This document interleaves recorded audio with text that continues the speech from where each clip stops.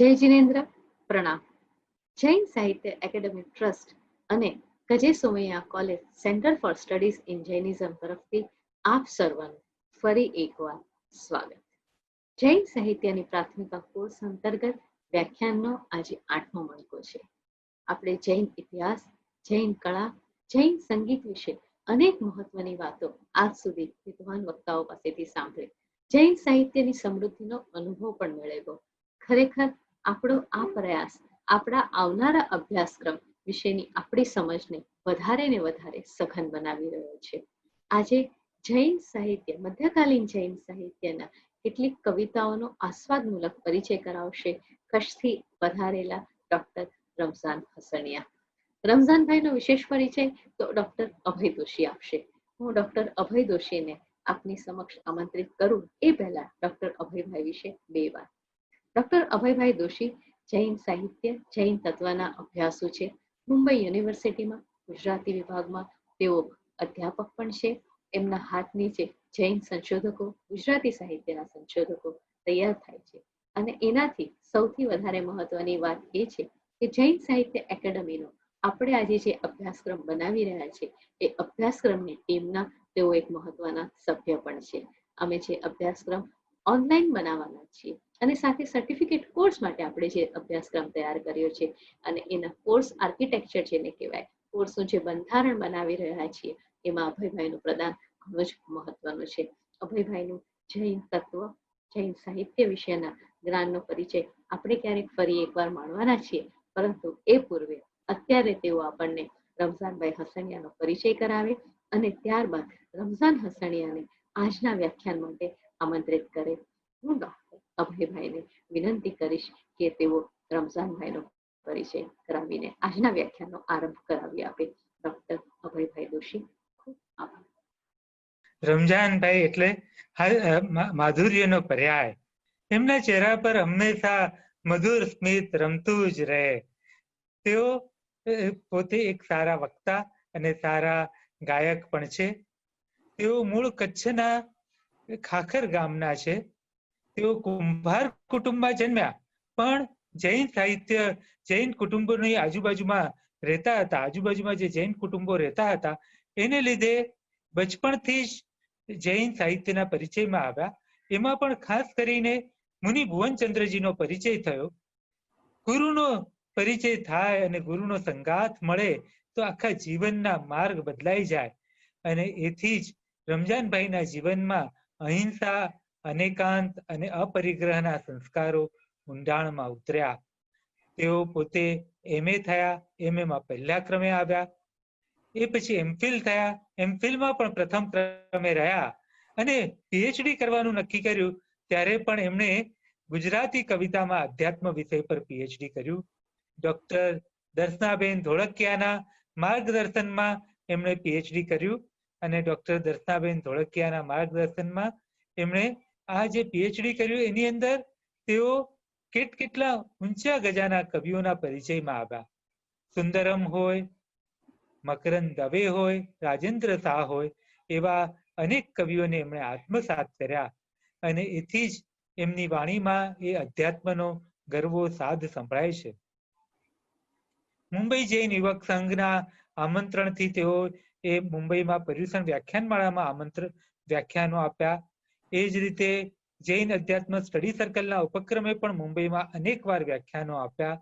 એ ભલે રહેતા હોય વાત્રક રાપરમાં, પણ મુંબઈ જાણે એમનું બીજું ઘર હોય એવી રીતે તેઓ સતત મુંબઈ આવતા રહ્યા અને મુંબઈમાં એમના વ્યાખ્યાનો થતા રહ્યા. મુંબઈના લોકોએ એમના જે વ્યાખ્યાનોમાં એમના માધુર્યને માણ્યું છે અને પીધું છે. આજે પણ આપણે આપણી જૈન સાહિત્યની પ્રાથમિકીના 8મા મણકામાં આપણે રમઝાનભાઈના માધુર્યને માણીએ અને એની સાથે જ એમની જે તત્વચિંતનના ઊંડાણને પણ માણીએ. હું અહીં રમઝાનભાઈને આમંત્રણ આપું છું કે તેઓ પોતે મધ્યકાલીન જૈન સાહિત્ય વિશે ભાવસભર વ્યાખ્યાન આપે. મારા નમસ્કાર, પ્રણામ અને જય જિનેન્દ્ર. હું ધારું છું ત્યાં સુધી લગભગ બધા મારાથી વડીલ છે, એટલે સૌને પ્રણામ કરીને કવિતાનો ભાવક એ સૌથી મોટો એટલા માટે છે કે એના વિના તો કવિતાનો પ્રદેશ આટલો બધો વિસ્તરે નહીં. એટલે મધ્યકાલીન જૈન ભક્તિ કવિતાનો આસ્વાદમૂલક પરિચય જ્યારે કરાવવાનો છે ત્યારે આપ સૌ ભારતના, ખાસ કરીને મુંબઈના અને ભારતના ખૂણે ખૂણે બેઠેલા સૌ ભાવકોને વંદન કરી, આયોજકોનો સૌથી પહેલો આભાર માનીને આજે મારા ગમતા વિષય પર આમ પણ વડીલ અને સ્નેહીબેન ડોક્ટર સેજલબેન શાહ પાસે એક અધિકાર કાયમ માગી શકાયો છે કે ગમતા વિષય વિશે વાત કરવાની પૂરી સ્વતંત્રતા એમણે આપી છે. આજે એવા જ એક ગમતા વિષયની થોડી વાતો આપણે બધાએ અત્યારના સમયમાં શબ્દ વાપરીએ છીએ શેર કરવાનું, અને અમારો દેશી અને ગુજરાતી જૂનો શબ્દ છે લાણી કરવાનો. તો આજે મારે તમારી સમક્ષ જૈન ભક્તિ કવિતાની કેટલીક એવી કવિતાઓ, કેટલાક એવા એના આસ્વાદક એની ક્ષણો, કવિઓએ જે અનુભવી છે એ અનુભૂતિની ક્ષણોને જે રીતે શબ્દબદ્ધ કરી છે એની થોડીક વાત કરવાની સમય મર્યાદામાં અલબત્ત પણ સૌ વાત કરવાની સ્નેહી સેજલબેન, સૌ આયોજક પરિવાર અને આપ સૌ મિત્રો પાસે રજા લઉં છું. વાત આજે માંડવાની છે મધ્યકાલીન જૈન ભક્તિ કવિતાની.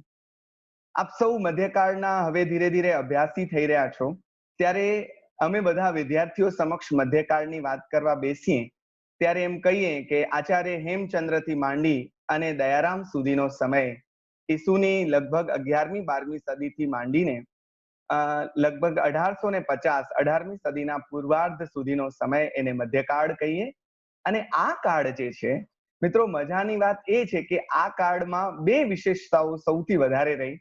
એક કે આ કાળનું સાહિત્ય સૌથી વધારે ધર્મ પ્રધાન સાહિત્ય રહ્યું, અને બીજું આપને બધાને ગમશે જેની વાત આજે કરવાની છે એમ પદ્ય પ્રધાન રહ્યું. એના કારણો હતા પણ એની ચર્ચામાં આપણે નથી પડવાનું, આપણે તો એની મજા માણવાની છે. એટલે ઘણીવાર આપણે વિવેચન કરવામાં, આસ્વાદ કરવાનું અને એની મજા લેવાનું ભૂલી જતા હોઈએ છીએ. સાડી કેવી લાગે છે એ જોવામાં આપણે સાડીનો રંગ અને એ સાડી પહેરીને જે બેન ખુશ થયા હોય એનો ચહેરો જોવામાં નું ભૂલી જઈએ. કેવી પહેરાઈ હોય એ ગૌણ હોય, પણ એ પહેરીને પહેરનાર કેટલા ખુશ છે એ જોવાનું જો રાખીશું, આસ્વાદ કરવાનું રાખીશું તો આપણે વધારે પામીશું. એટલે વિદ્યાર્થી બનીને જ્યારે મારા સૌ વડીલો બેઠા છે ત્યારે એક નાનકડા બાળક તરીકે મને કાયમ અમારા વિદ્યાર્થીઓ સમક્ષ એ વાત કહેવાનું મન થાય કે સાહિત્ય પાસે જાઓ ત્યારે વિવેચક કરતા એક ભાવક બનીને જાઓ તો ઘણું બધું પામીને નીકળશો. આજે વાત માંડવાની છે જૈન ભક્તિ કવિતાની, અને અન્ય પરંપરાઓ કરતા મેં તમને કહ્યું તેમ આ યુગ એવો હતો કે જે યુગમાં મોટે ભાગે ભક્તિ કવિતા આવી. એ જે પણ સંપ્રદાય હોય તે, ધર્મ હોય તે, એમાં વૈષ્ણવ પરંપરા પણ અને અન્ય પરંપરાઓમાં પણ આ વાત આવી, અને એટલી બધી સરસ રીતે આવી. આપને એક એક કવિ, નરસિંહ યાદ આવે, મીરા યાદ આવે, અખો યાદ આવે, દયારામ યાદ આવે, ને કેટલા બધા કવિઓ યાદ આવે, પણ એની વાત વિગતે બીજી વખત ક્યારેક કરીશું. આજે તો આ પરંપરાની સમાંતરે જે પરંપરા વહી છે, એક વાતનો ખેદ પણ થાય કે એની સાહિત્ય જગતમાં જોઈએ એટલી નોંધ નથી લેવાઈ. એના કારણોની પણ આગળ કદાચ આપણને જરૂર પડે તો ચર્ચા કરીશું, પણ એવી ભક્તિ પરંપરાની આજે થોડી વાત કરવી છે. તો ચોમાસાની ઋતુ ચાલી રહી છે, બધે જ વરસાદ સરસ વરસી રહ્યો છે, અને આપણે બધા જાણીએ છીએ કે વરસાદ વરસી ગયા પછી કુમળી થયેલી જમીનમાં ખેતી એટલી સરસ થાય છે. એટલે પહેલા ખેતરને ખેડવું પડે છે, જમીનને કૂણી બનાવવી પડે છે. ભક્તિનું સૌથી મોટું કામ હોય તો એ છે કે હૃદયના ખેતરને એ કૂણું બનાવે છે. વૃક્ષતા હોય, કઠોરતા હોય, ત્યાં ભક્તિ, પ્રેમ આ બધા તત્વો પાંગરી શકતા નથી. એટલે તમારા હૃદયને, તમારા ચિત્તને પહેલા તો એકદમ શુદ્ધ કરવાનું છે, અને પછી નિર્મળ કરવાનું છે, એને કૂણું બનાવવાનું છે, કોમળ બનાવવાનું છે. અને એ માટે તમારે ભક્તિના શરણે જવું પડે છે. એટલે ભક્તિનું સ્થાન લગભગ બધી જ ધર્મ પરંપરાઓમાં છે, પણ જૈન ભક્તિનું સ્વરૂપ ઘણી બધી રીતે જુદું પડે છે. કેમ? તો કે અન્ય પરંપરાઓમાં જે આરાધ્યની ભક્તિ કરવાની છે, એ હિન્દુ પરંપરા હોય કે અન્ય બીજી કોઈ પરંપરા હોય, મોટે ભાગે આપણે ત્યાં હિન્દુ પરંપરાના પણ વિભિન્ન બીજા ફાંટાઓ જે પડ્યા છે એ બધામાં આરાધ્યને પ્રસન્ન કરવાની વાત ક્યાં આવે છે, આરાધ્યના ગુણગાન ગાવાની વાત આવે છે, એની પાસેથી કંઈક માગવાની પણ વાત આવે છે. અહીંયા આરાધ્ય પ્રસન્ન થાય અને કશુંક આપી દે, તમને મુક્ત કરે. આપણી સૌથી મોટી અભિલાષા ભારતીય ધર્મશાસ્ત્રની અથવા ચિંતન શાસ્ત્રની, દર્શન શાસ્ત્રની કહો તો બધાની એક જ અભિલાષા હોય છે કે મને આ જીવન મરણના ફેરામાંથી મુક્ત થવું છે, મુક્તિની યાત્રામાં આગળ વધવું છે. એ માટેની પ્રાર્થના કરવી હોય કે અન્ય કશું પણ હોય તો એ બધું ઈશ્વર પાસે માગીએ અને મળે એવી વાત અહીંયા જૈન પરંપરામાં નથી.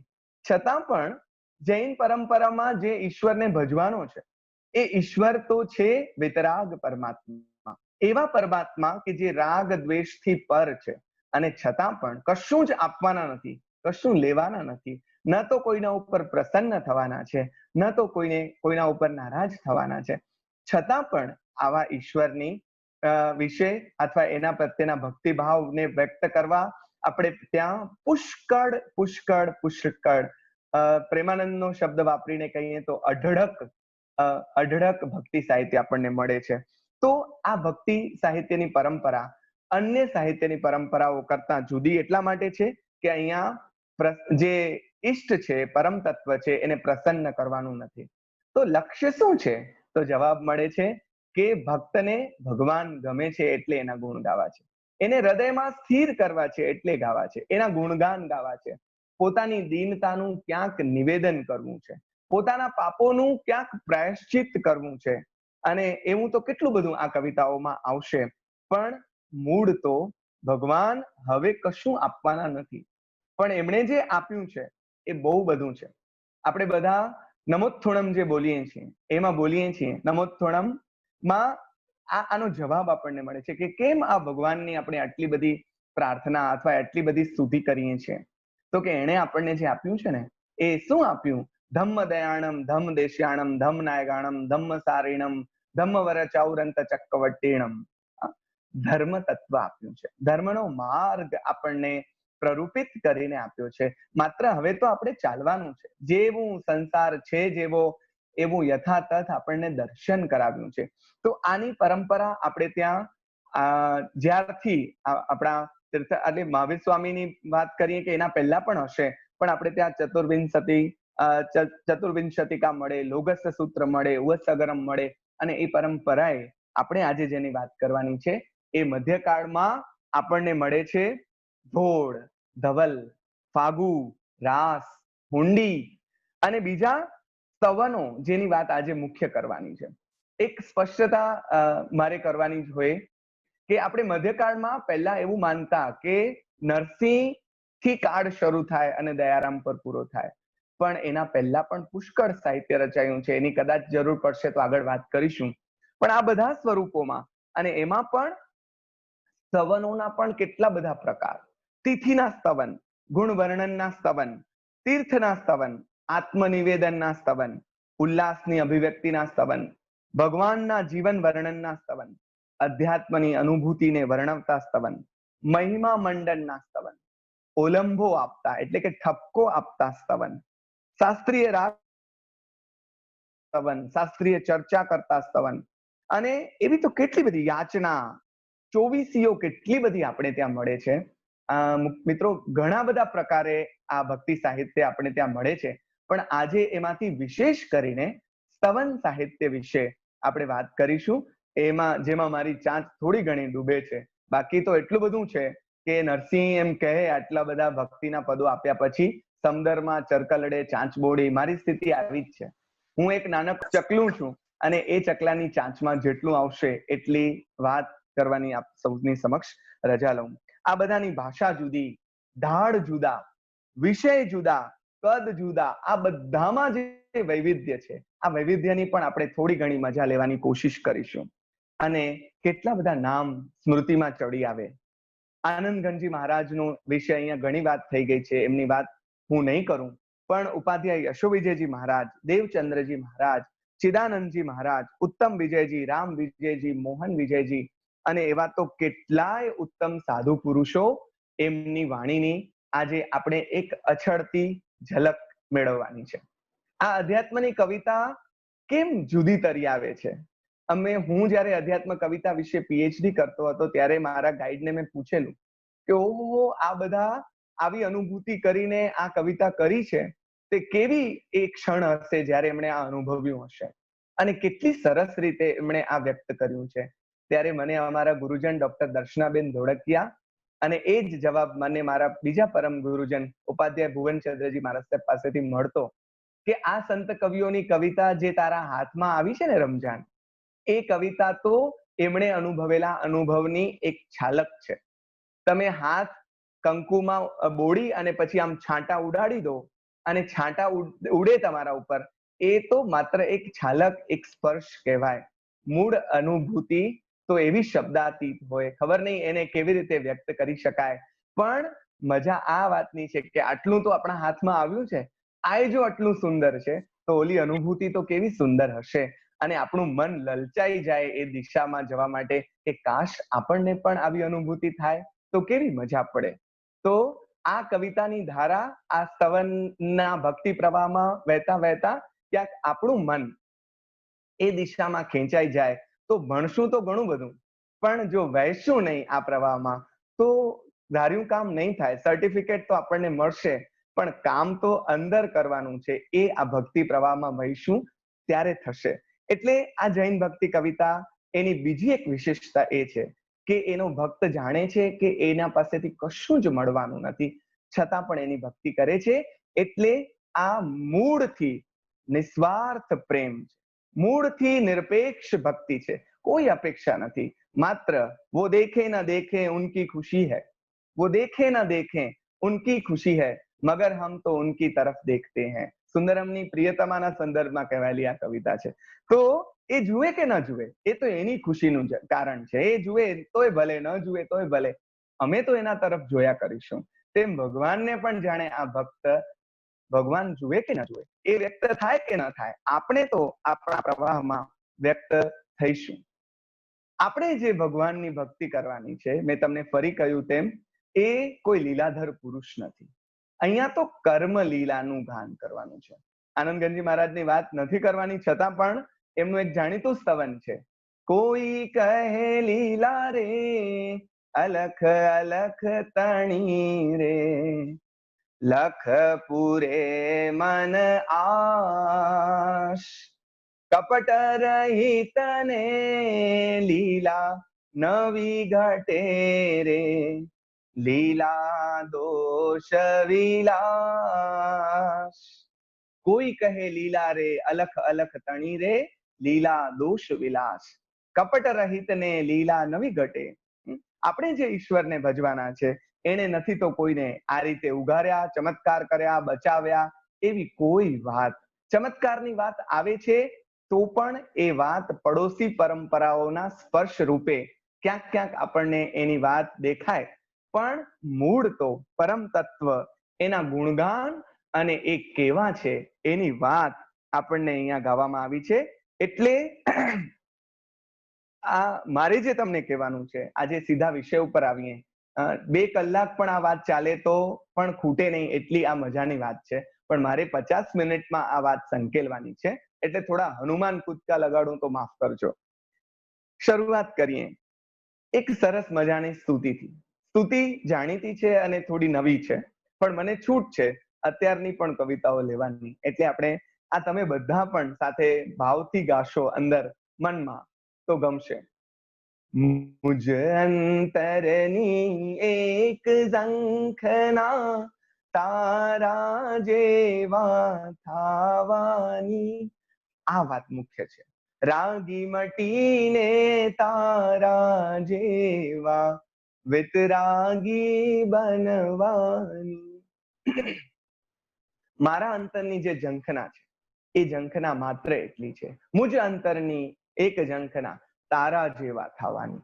આઈ want to be like you, you are my hero and I want to be like you. મારે તારા જેવું થવું છે. બોલ કેવી રીતે થવાય? રાગી મટીને તારા જેવા વિતરાગી બનવાની. રાગ દ્વેષને વિષય કસાયના બંધનમાં જકડાયો, કરુણા સાગર કરુણા લાવી બંધન મુક્ત કરાવો, બંધન મુક્ત કરાવો. મારે બંધનમાંથી મુક્ત થવું છે. આ ગાતા ગાતા પણ આપણા રોમાંચ ખડા થાય છે. કવિતાની મજા આ છે, અને એમાં પણ ગાવાની મજા એ છે કે તમને એ ભાવ પ્રવાહમાં તાણી જાય છે, અને એવા તો તાણી જાય છે, એટલું બધું કામ થઈ જાય છે અહીંયા, જે ઘણીવાર આપણા બહુ શાસ્ત્રના અધ્યયનોથી ન થાય. એ જે પંડિતો ન કરી શક્યા એ ભક્તો એટલા માટે કરી શક્યા છે કે એની પાસે તાકાત છે આ પ્રવાહમાં વહી જવાની. આપણે પણ એવા પ્રવાહમાં વહેવાનું છે. આ જૈન ભક્તિ કવિતામાં આગળ વધીએ તો આ ગુણ કીર્તનની કવિતા છે. ગુણ પ્રાપ્તિની અવસ્થા સુધી આપણને લઈ જાય એવી આ કવિતા છે. હા, ભગવાનનું બહુ જાણીતું સ્તવન, તમને બધાને હૈયે હોય એવું સ્તવન. અને તમે અત્યારે પણ અમારા કચ્છના ગામડાઓમાં સાંજે આવો ને, અને સામાયિક પ્રતિક્રમણ કરવા બેઠેલા માજીઓ ભેગા થાય, દાંત ખરી પડ્યા હોય બધા, પણ બોખા મોઢે પણ એટલું મધુર ગવાતું હોય, જગ જીવન જગવાલ હો, મારું દેવીનો નંદલાલ રે, મુખ દીઠે સુખ ઉપજે, મુખ દીઠે સુખ ઉપજે, દર્શન અતિ આનંદ લાલ રે, જગ જીવન જગવાલ હો. બેનની રજા છે મને ગાવાની, અને એમાં મારે ખાસ તો એટલા માટે ગાવું છે, મારો અવાજ કેટલો સુરીલો છે એ બતાડવા માટે નહીં, હું કેવો સારો ગાયક છું એ બતાડવા નહીં, પણ આ કેટલા સુંદર ઢાળ છે, કેટલા મીઠા ઢાળ છે. એની પાસે બધું ઝાંખું પડી જાય, કશું સમજાવવાનું ન રહે એવા આ મીઠા ગુણ.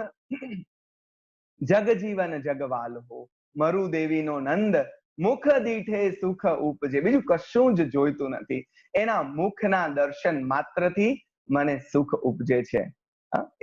એ દર્શન એમને લાદ્યું છે આનંદગંજી સાથેના મિલન પછી. એની કથા છે, પણ આપણે એમાં જવું નથી, સમય આપણને ના પાડશે. પણ આ કવિતા એમાં આગળ જતા મધ્યકાળના તમામ સંત કવિઓએ જે કર્યું એનું એક ઉદાહરણ મારે તમને કહેવું છે. શાસ્ત્રોમાં જે થયું એ શું થયું? શાસ્ત્રો બહુ જ અગત્યના, પણ શાસ્ત્રોએ ધર્મની વાતને બહુ જ જટિલ કરી. એવા તો આપણને બધાને મૂંઝવી દીધા, અને તમે એવા ભણતા જાઓ તેમ તેમ વધારે મૂંઝવતા જાઓ, અને આપણને એમ થાય કે બાપા રે મરી રહ્યા, કેમ કરીશું આ બધું? ભગવાન વિશે શાસ્ત્રોમાં જે વાતો થાય એમ કરવા જઈએ તો આપણને એમ થાય ઓહો કેદી કરી લેશું.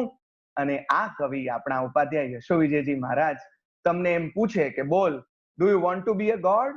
તારે ભગવાન બનવું છે તો તું પણ બની શકીશ. તો કોઈ પૂછે કે એની પ્રોસિજર શું, એની પ્રક્રિયા શું, ભગવાન ભગવાન થયા કેમ? મધ્યકાળના તમામ સંત કવિઓએ આ કામ કર્યું. એમણે ધર્મનું સરળીકરણ કર્યું. એટલી સરળ રીતે એમણે ધર્મ, એની સામે સામાન્ય વર્ગ હતો એને ધર્મ પમાડવો હતો, એટલે સાદી સીધી રીતે સમજાવ્યું. જુઓ કેવું, એક જ ઉદાહરણ તમારી સમક્ષ મૂકું. ગુણ સગડા અંગી કર્યા, દૂર કર્યા સવિદોષ લાલ રે. ભગવાનનું ભગવાન બનવાનું રહસ્ય બોલો, આજે તમને અહીંયા ખુલ્લું કરી દીધું કવિએ કે ભગવાન તમને થવું હોય તો it is very easy, you can be a God. કેવી રીતે? ભગવાન એટલે આમ જ ભગવાન થઈ ગયા. એમણે એક જ કામ કર્યું. આમ કેવો જોવા જાવ તો બે કામ કર્યા. ગુણ સગડા અંગી કર્યા, બધા જ ગુણોને પોતાએ આત્મસાત કરતા ગયા. અને બીજું કામ એ કર્યું, દૂર કર્યા સવિદોષ લાલ રે, દોષોને દૂર કરતા ગયા. આ બે કામ જો કરવા માંડો તો પછી તમે પણ ભગવાન થવાની દિશામાં આગળ વધી જશો. બોલો, થવું છે તો થઈ શકશો. અને એવો જ ભગવાનના ગુણો તમારે આત્મસાત કરવા હોય તો મિત્રો કેમ થાય? જે ગમે છે ને એના ગીત ગાવા પડે. એ ગીત ગાવા માટે એવું જ બીજું સરસ મજાનું ગીત વૈષ્ણવજનના ઢાળમાં ગાઈ શકાય એવું ગીત. ગેરુવારે ગુણ તુમ તણા, ગેરુવારે ગુણ તુમ તણા, શ્રી વર્ધમાન જીન રાયા રે, સુણતા શ્રવણે અમીઝરે, સુણતા શ્રવણે અમીઝરે મારી નિર્મળ થાય કાયા રે, ગિરવારે ગુણ તુમ તણા. જો આ ઢાળોનું આદાન પ્રદાન, આ ઢાળ તમને વૈષ્ણવજનનો ઢાળ લાગશે, અને વૈષ્ણવજનનો છે જ, લાગશે શું, પણ એ ઢાળ અને આપણું આ ગીત કેવું તો ભળી ગયું છે એકબીજામાં. આ સાંસ્કૃતિક આદાન પ્રદાન છે. તો ગિરુવારે ગુણ તુમ તણા, શ્રી વર્ધમાનજી નરાયા રે. હે ભગવાન, તમારા ગુણો તો કેટલા ગિરુવા ગૌરવવંતા છે. વર્ધમાનજી નરાય સુણતા શ્રવણે અમી જરે, મારી નિર્મળ થાય કાયા રે. આ ગુણોની વાત સાંભળું છું ને તો પણ મારી કાયા નિર્મળ થાય છે. તો જેણે એને આત્મસાત કર્યા હશે એ કેવો હશે? આશ્ચર્યથી તમારી આંખો આમ બહાર આવી જાય, કાર્ટૂન ની આવે ને એમ. એવી રીતે તમને આમ આશ્ચર્યચકિત થઈ જાઓ કે આ ગુણ જેણે ધારણ કર્યા હશે એ કેવી રીતે કર્યા હશે. અને આપણે કરવા હોય તો એનો જવાબ વળી આપણને પદ્મ વિજય મહારાજના એક સ્તવનમાં મળે. પદ્મ વિજય મહારાજ એમ કહે છે, જીન ઉત્તમ ગુણ ગાવતા ગુણ આવે નિજ અંગ. જો આ ગુણ તમને જોઈએ છે તો એના ગુણ ગાઓ, જેણે આ ગુણ આત્મસાત કર્યા છે. તો તમારી અંદર પણ આવશે, જીન ઉત્તમ ગુણ ગાવતા ગુણ આવે નિજ અંગ. તો તમારી અંદર પણ આવશે, પણ અત્યારે શું છે? તો અત્યારે અવગુણ છે. એટલે આ ભક્ત જેને જુઓ, જેને ખબર પડી કે મને ગુણ જોઈએ છે, તો એ આત્મનિરીક્ષણ કરશે. આ કવિતાઓમાં મજા એ છે, ભક્તિની કવિતાઓમાં, કે એમાં આત્મનિરીક્ષણ છે. અહીંયા આત્મશ્લાઘા ક્યાંય નથી, હું પણ ક્યાંય નથી, પોતે કેવા છે, શું છે એનો સ્વીકાર પણ છે. એટલે ભગવાનની પાસે અહીંયા અરજ પણ છે. આગળ એના ઉદાહરણો વધુ આવશે. પ્રભુ મુજ અવગુણ મત દેખો, ભાષાની સાથે તમને જો પ્રભુ મુજ અવગુણ મત દેખો, એમાં તમને આ ગુજરાતી હિન્દી મિક્સ એવી ભાષા તમને લાગશે. તો પ્રભુ મુજ ગુણ અવગુણ મત દેખો, રાગ દ્વેષથી તું રહે ન્યારો, હું મન રાગે વાળું, દ્વેષ રહિત તું સમતા બેનો, દ્વેષ માર્ગ હું ચાલું. આવી જ અન્ય પરંપરામાં આપણને કૃતિ મળે, પ્રભુ મોરે અવગુણ ચિત્ત ના ધરો. વાત તો એની એ જ છે, અભિવ્યક્તિ. પાણી એક જ છે, પનિહારી અનેક છે. પાણી એક જ છે. આ વાત તમને આગળ પણ દેખાશે. તો હવે મારી અંદર આ ગુણો અવગુણો દૂર કેવી રીતે થશે અને ગુણ આવશે કેવી રીતે, અથવા તો કેમ હું આ સત્ય સમજ્યો નહીં, એનો જવાબ પણ તમને આ સ્તવનો આપે. એટલો સરસ આ સ્તવનો તમને એક એક વાતનો જવાબ આપતા જાય. તમને અંદર તમને પ્રશ્ન થાય કે આ અવગુણ આવ્યા કેમ? તો એનો જવાબ છે કેમ. સાહિબ સાંભળો રે સંભવ અરજ અમારી, સાહિબ સાંભળો રે સંભવ અરજ અમારી, ભવો ભવ હું ભમ્યો રે નવલહી સેવા તમારી. કેમ મારી અંદર આવ્યો? તો કે હું ભવો ભવ ભમ્યો પણ તમારી સેવા ન લઈ, એટલે કે તમારું શરણું લીધું નહીં ને, એટલા માટે મારી અંદર આ અવગુણો આવ્યા. નહીતર તાકાત છે કે આ અવગુણો મારી અંદર આવે. અને હવે એક ચોટ તમારો માર્ગ પકડ્યો પછી જોજો કમાલ શું થાય છે. આ કમાલ હવે થશે. પણ એના માટે મારે તમને જે કહેવું છે, પરિચયમાં તમે જે વાંચ્યું છે કે આપણે કેટલીક અન્ય પરંપરાઓ, જેમ કે પ્રેમ લક્ષણા ભક્તિ, દાસ્ય ભક્તિ, આ બધું પરંપરાઓ પણ જૈન ભક્તિ કવિતામાં કેવી રીતે સ્પર્શી છે, કેવી રીતે આવી છે, એના પણ કેટલાક ઉદાહરણ, દ્રષ્ટાંત મારે તમને આપવાના છે. આવો કોઈ સાધક જેણે ભગવાનનું શરણું તો લીધું, તો હવે શરણામાં પહેલા તો દાસ્ય ભાવ આવે. આ સ્ટેપ છે. પહેલા દાસ્ય ભાવ, પછી પ્રેમ લક્ષણા, અને પછી જ્ઞાન માર્ગ, શુદ્ધ વાતો એ પછી આવશે. પણ પહેલા તમને બધાને આ સ્તવન આવડે છે. મેં જાણીતા એટલે લીધા છે કે તમે બધા આ સાંભળીને મજામાં તો આવી જાઓ, પણ સાથે સાથે ગાતા અને ગણગણતા પણ થઈ જાઓ. તો આ ગીત તમે બધાના હોઠે હમણાં ગણગણવા માંડશે. જુઓ તો ખરા. આજ મારા પ્રભુજી સામું જુઓ ને, સેવક કહીને બોલાવો ને, એટલે હું મન ગમતું પામ્યો, એટલે હું મન ગમતું પામ્યો, રૂઠડા બાળ મનાવો મોરા સાઈ રે. આજ મારા, આમાં આજીજી છે, આજ મારા પ્રભુજી સામું જુઓ ને સેવક કહીને બોલાવો. જરાક તો સામે જુઓ, જરાક તો મારી તરફ નજર કરો. તમારી આસપાસ ને તમારી સામે જોનારા ઘણા હશે, તમને ઘણા બધા તરફ જોવાનું હશે, પણ તમારો એક ખૂણામાં આ દાસ પણ બેઠો છે. આ દાસની હૃદયની જે એક આજીજી છે, આ આજીજી આપણને આ સ્તુતિમાં, આ સ્તવનમાં આપણને સંભળાય છે. મને યાદ આવે છે મીરાએ પણ આવી દાસ્ય ભક્તિની કવિતાઓ આપી. અને લતા મંગેશકરે એક જે ગીત બહુ સરસ ગાયું છે, શ્યામ મુને ચાકર રાખોજી. આખું ગાવાનું મન થાય પણ ગાઈશ નહીં. શ્યામ મુને ચાકર રાખોજી, ચાકર રહીશું બાગ લગાશું, નિત ઉઠ દર્શન પાસું, વૃંદાવન કી કુંજ ગલિન में तेरी લીલા ગાશું. આમ જાણે પ્રલોભન આપે છે કે ચાકર રાખને, અમને નોકર રાખને. ભગવાનના નોકર થવું પણ ગમે. આપણે તો એવું કહેવાય છે સંતોના દાસના દાસ થઈને રહીએ, તો ભગવાનના દાસ થવાની તો કેવી મજા પડે. એ વાને કેટલી બધી વાતોના સંદર્ભો ઉગડે છે, પણ મારી જાતને માંડ માંડ હું સંકેલું છું. પણ મીરા કહે છે, જો અહીંયા એક પ્રલોભન આપે છે કે નહીં તો ઉઠે દર્શન પાછું, એ તો પોતાના પક્ષનું છે પ્રલોભન. પણ એમ કહે છે કે વૃંદાવન કી કુંજ ગલીન મેં તેરી લીલા ગાશું. તારી લીલા, તારો ભાઈ તારો પ્રચાર કરીશું, તારી લીલા ગાશું, લોકો તને ઓળખતા થશે અમારા કારણે. અને મિત્રો, એક ખાનગી વાત એ છે કે ભગવાનને આપણે ભક્તોના કારણે આટલા ઓળખતા થયા છે. નહીતર તો એ બિચારો બેઠો હોત ઉપર, બેઠે બેઠે આમ જે કાંઈ કરતો હોય કરતો હોત. પણ આપણે બધા એને ઓળખીએ છીએ કારણ કે એના ભક્તોએ એને આટલો મોટો કર્યો છે. એટલે એમાં ભક્તોનું પ્રદાન સહેજ પણ ઓછું નથી. તો આવા ભગવાન, એનું દાસપણું પણ કરવાની મજા આવે. તો આ થયું દાસ્ય ભક્તિનું. જો કવિતાની કેવી મજા છે, એના વિભિન્ન રૂપોની કેવી મજા છે, એની થોડી વાત આજે આપણે ઉદાહરણ સહિત કરવાની છે. તો આવા ભગવાનને જોવા મળે તો કેવી મજા પડે. એનું એક સ્તવન આપણને કેવી સરસ, જુઓ તો ખરા, નિરખી નિરખી, એનો ઢાળ જુઓ તમે. ભગવાનને જોવાની મજા આવે તો એનો મજા પણ પાછા ગીતના લયમાં વ્યક્ત થવો જોઈએ. નિરખી નિરખી તુજ બિંબને ને હર્ષિત હુએ મુજ મન, સુપાસ સોહામણો રે.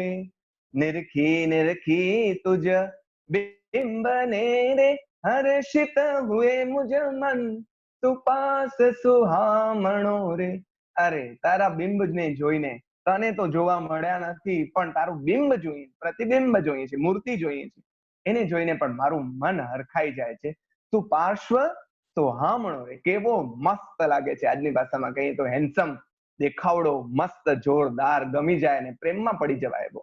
પણ અહીંયા જુઓ, જૈન તત્વ દર્શન તો ભેગું ઊભું જ છે. આ આપણને લાગે કે પ્રેમમાં પડી ગયા એવી કવિતા આવી, પણ આ ભગવાનની આંખોનું સૌંદર્ય શું! કેમ અહીંયા અણિયાળી તે ગોરી તારી આંખડી જેવી વાત નથી.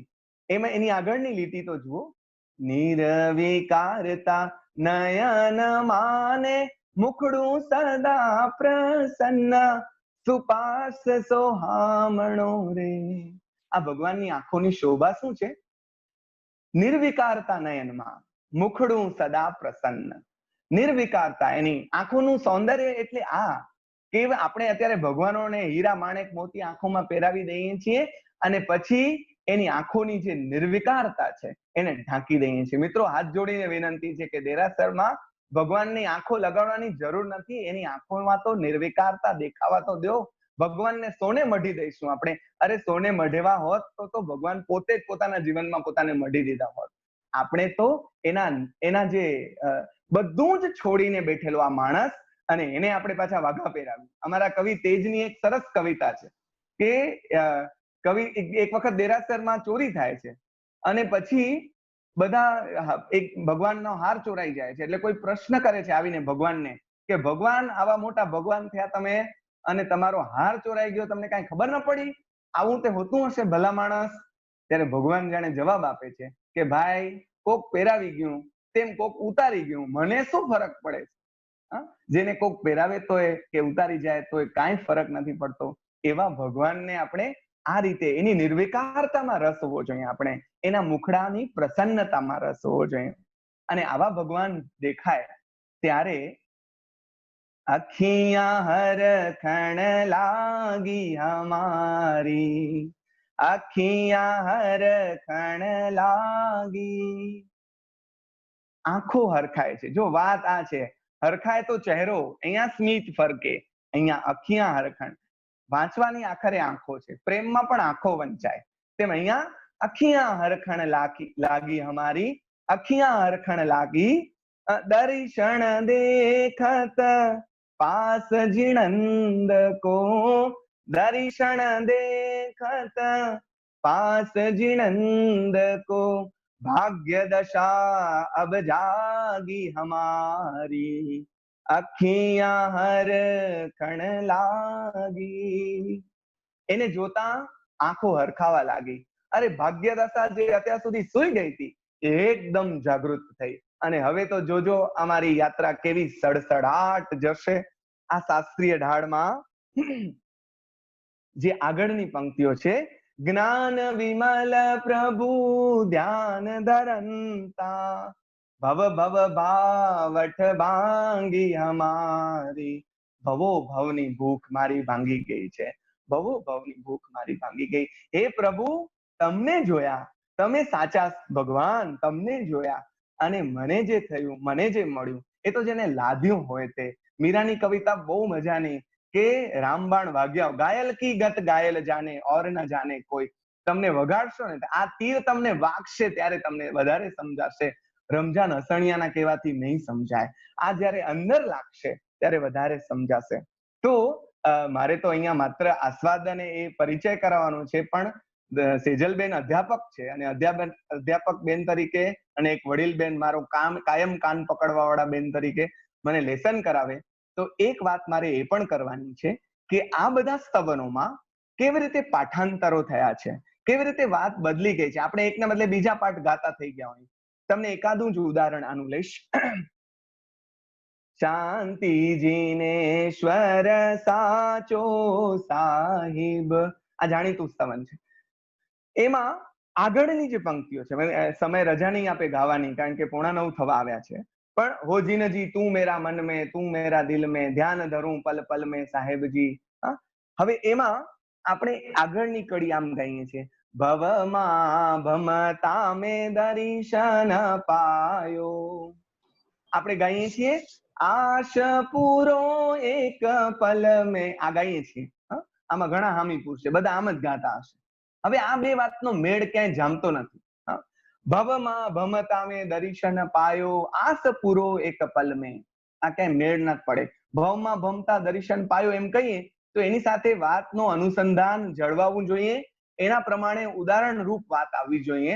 અને અમારા કલ્યાણ કીર્તિ મહારાજ, વિજય શીલચંદ્રસ્વરી મહારાજના શિષ્ય, એમણે શોધી કાઢ્યું કે આ વાતમાં અહીંયા પાઠાંતર થયું છે, આપણે બીજું ખોટો પાઠ ગાઈએ છીએ.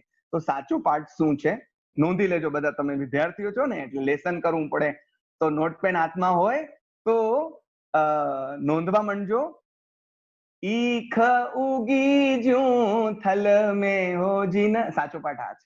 ભવમાં ભમતા મેં દર્શન પાયો, ભવમાં ભમતા મેં દર્શન પાયો. કેમ, કોના જેવું, એના માટે ઉદાહરણ આપ્યું. ઈખ ઉગી જ્યું થલ મેં, ઈક્ષુ એટલે કે શેરડી જેમ ઉગે, થલ એટલે કે રણમાં, રણમાં શેરડી ઉગે એવી ઘટના આજે ભવમાં ભમતા ભમતા રણમાં તમને શેરડીનો સાંઠો મળી જાય, એ તો કે ચમત્કાર કહેવાય એમ, અને એ કેટલી મોટી ઘટના કહેવાય એમ. ભવમાં ભમતા ભમતા ભગવાન મને તમે મળી ગયા છો. તો આને છેલ્લી પણ આપણે જીન રંગ કહે એમ કહીએ છીએ. હવે જોજો, આના જે સાચા કવિ છે એનું નામ છે રંગ વિજય કહે સુરતરુ ફળિયો. રંગ વિજય, રંગ વિજય છે, જીન રંગ નથી. રંગ વિજય કહે સુરતરુ ફળિયો, દીઠોજી દેવ સકલ મેં ઓજી નથી. એટલો મીઠો છે શાંતિનાથ, એટલો વાલો લાગે, અને વાલો લાગે એ તો ખરું, પણ આવા આ એક જુદું ઉદાહરણ, પાઠાંતરનું ઉદાહરણ. હનુમાન કૂદકામાં એક નેક્સ્ટ કૂદકો. હમ મગન ભયે પ્રભુ ધ્યાન में, માલકૌંશમાં ગવાય. અત્યારે ગાઈશ નહીં હું, તમે બધા સાંભળી લેજો, આ તો બહુ જાણીતું સ્તવન છે અને સાંભળ્યું પણ હશે. हम मगन भये प्रभु ध्यान में, बिसर गई दुविधा तन मन की, अचिरा सुत गुणगान में, हम मगन भये પ્રભુ ધ્યાન में. તો ભક્તિની આ જે ભક્તિનું પરિણામ અથવા તો જેને કહીએ ચમત્કાર કહો તો એ આ છે કે એમાં બધું જ ભૂલાઈ જાય. એટલે અહીંયા જૈન ભક્તિ કવિતામાં પણ ચમત્કારો એ સંદર્ભમાં થાય કે ભક્ત બધું જ ભૂલી, સુખ દુઃખ બધું ભૂલી જાય. યશો વિજયજીનું જાણીતું સ્તવન છે જે પાર્શ્વનાથ અબ મોહે એસી આય બની, શ્રી શંખેશ્વર પાસ જિનેશ્વર મેરો તું એક ધની, એમ કહેતા કહેતા જયારે બહુ સાંકળ પડી છે, બહુ મુશ્કેલી પડી છે, ત્યારે ભગવાન પાસે આવીને કહે છે. પણ છેલ્લે એ એમની વેદના, એમનો જે ઉદ્વેગ છે બધો જ શમી જાય છે અને એને હવે અબ તુમ ભક્તિ પ્રભાવે ભય નહીં એક કની, એ છેલ્લે એમ કે છે કે હવે તારા ભક્તિના પ્રભાવથી મને કોઈનો ભય નથી. આ ભક્તિનો પ્રભાવ છે. હવે મારે બીજા પણ કેટલાક ઉદાહરણો આપવાના છે. એટલે એક નેક્સ્ટ ઉદાહરણ, કેવા વર્ણો પાસેથી કવિએ કામ લીધું છે એનું પણ, અને પ્રેમ લક્ષણાની કેવી કેવી કવિતાઓ આવી છે. હારે હું તો મોયો રે લાલ, જીન મુખડાને મટકે, જીન મુખડાને મટકે, વારી જાઉં પ્રભુ મુખડાને મટકે, હારે હું તો મોયો રે લાલ, હારે હું તો મોયો રે લાલ, જીન મુખડાને મટકે. હવે જો ટ જેવા વર્ણ પાસેથી કામ લીધું છે. મને યાદ આવે છે પ્રેમાનંદ, એમની સુદામા ચરિત્રમાં જ્યારે કૃષ્ણ સુદામા પાસે ઢળી પડે છે ત્યારે ઢ જેવા વર્ણ પાસેથી કામ લીધું છે. ઢ પાસેથી કામ લેવું અઘરું છે. અઢળક, ઢળિયો, શામળિયો, ઢ ને ઢ ને આવા વર્ણો કવિતામાં એ કવિતાના લયમાં બહુ જામે નહીં. એ સુવાળા વર્ણો નથી, અઘરા વર્ણો છે. એમ ટ પણ બહુ ઓછું આવે. પણ અહીંયા જુઓ તો ખરા, બીજી પણ એક કવિતા મારે તમને કહેવી છે. એમાં જ આગળ, નયન રસીલા વયણ સુખાડા, ચિત્તડું લીધું હરી ચટકે. ચટકે આવું શબ્દ પણ કવિ વાપરે. કવિતાની મજા લેવી છે ને તો કવિતાના વિભિન્ન પ્રયોગોની પણ આપણે વાત કરીએ. એટલે પ્રભુજીની સાથે ભક્તિ કરંતા, કર્મ તણી કસ તટકે. આ વાત તો ઉભી જ છે પાછી, કર્મ તો ઉભા જ છે. કર્મ તો ઉભા જ છે, એની કસને તોડવાની છે, પણ ભક્તિ એના માટે સાધન બનશે. મેં તમને આગળ પણ કહ્યું, દાસ્ય ભક્તિનું એક ઉદાહરણ આપણે લીધું. હવે એક પ્રેમ લક્ષણા ભક્તિનું, પ્રેમ લક્ષણા ભક્તિ જેમાં ઈશ્વરને પ્રિયતમ તરીકે ભજવાનું આવે, અને નરસિંહ, મીરા અને દયારામ મધ્યકાળના પ્રેમ લક્ષણાના ઉત્તુંગ શિખરો છે. પણ એની બાજુમાં જ બેસે એવા યશો વિજયજી છે, અને બીજા પણ કેટલાક કવિઓ આપણા પ્રેમ લક્ષણાની ઉત્તમ કવિતાઓ આપણી પાસેથી મળે છે. એક જ ઉદાહરણ લઉં.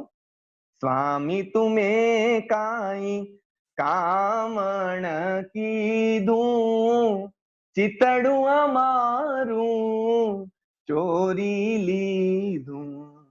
સ્વામી તુમે કાઈ કામણ કીધું, ચિતડું અમારું ચોરી લીધું. અમે પણ તુમ શું કામણ કરશું, ભક્તિ ગ્રહી મન ઘરમાં ધરશું.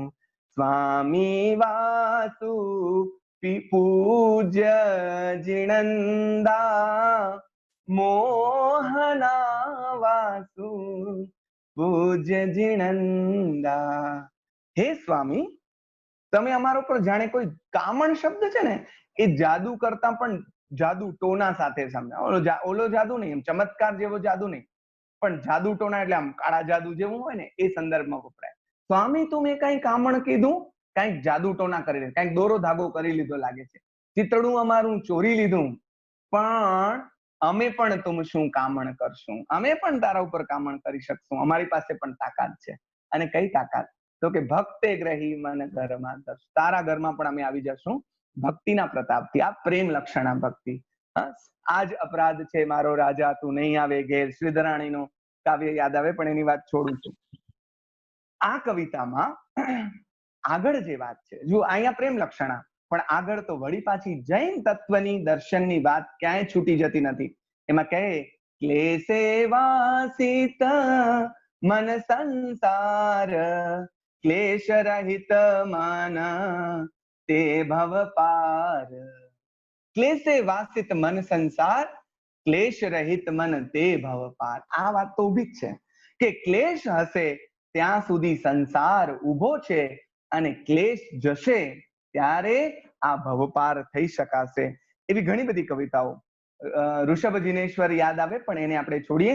આનંદગંજી મહારાજને તમે ઘણા બધા સાંભળ્યા છે, પણ મારે જે તમને જે કહેવું છે એક લીટી તો કેવી જ જોઈએ કે એમાં પણ પ્રેમ લક્ષણા અને આગળ ફરી પાછી તત્વની વાત. એમની એક કવિતામાં અધ્યાત્મનું એક સરસ વ્યાખ્યા પણ આપણને મળે. નિજ સ્વરૂપ જે ક્રિયા સાધે તે અધ્યાત્મ લઈએ રે, જે ક્રિયા કરી ચૌગતિ ચૂરો તે ન અધ્યાત્મ લઈ. આનંદગંજી મહારાજ ની વાત છોડું છું.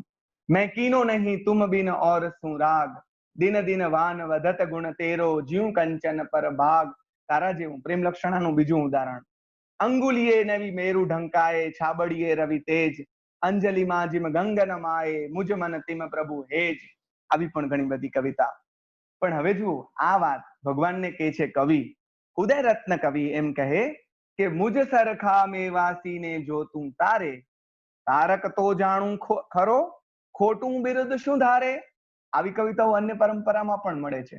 અને અહીંયા પણ મુજ સરખા મેવાસીને, મુજ સરખો મેવાસી કયો?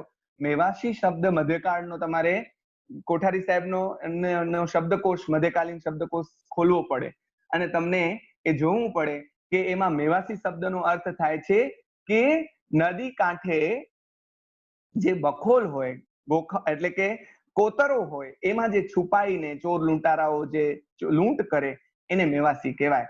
તો બીજા બધા આ તમારા જેવા ડાયા ડમરાઓને કે ભક્તોને તારો એ તો બરાબર, મારા જેવા ચોર લૂંટારાને તારો તો તારક સાચો ગણું.